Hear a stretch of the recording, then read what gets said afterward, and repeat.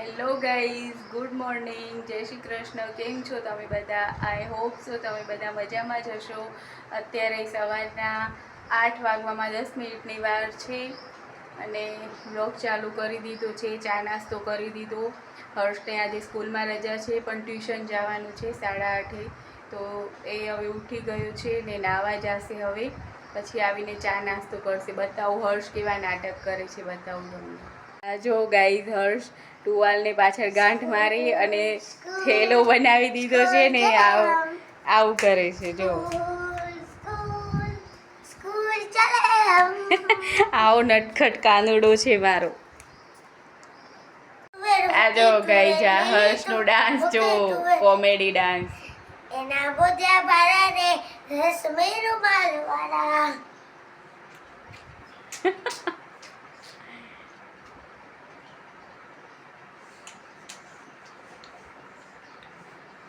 લીલી તુવેર હુકે તુવેર લીલી તુવેર હુકે તુ એના બોધ્યા બારા રે રસમે રૂમાલ વાળા. કેવી કોમેડી કરે છે મારો કાનુડો જો.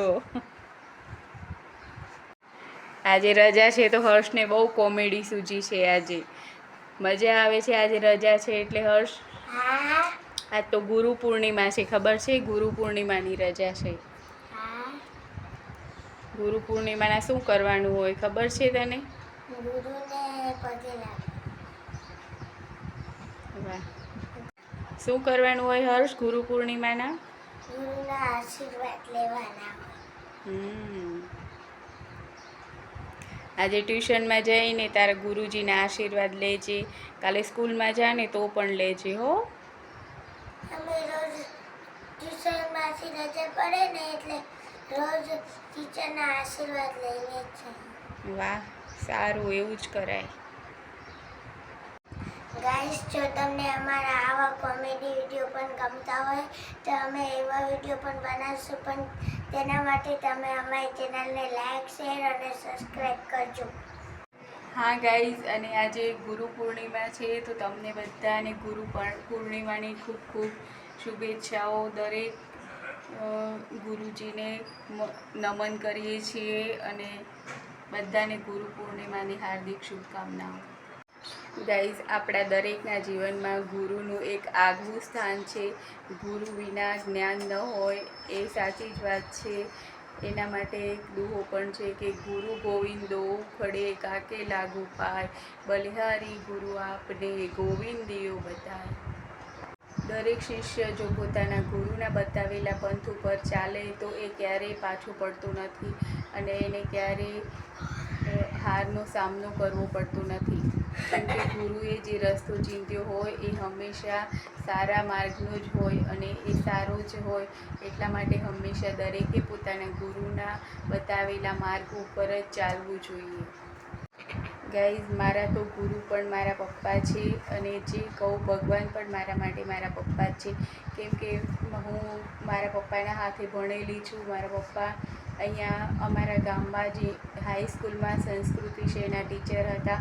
તો મારા માટે તો મારા પપ્પા ગુરુ પણ છે, ભગવાન પણ છે અને મારા પપ્પા પણ છે. એટલે બધું જ મારા માટે મારા પપ્પા જ છે.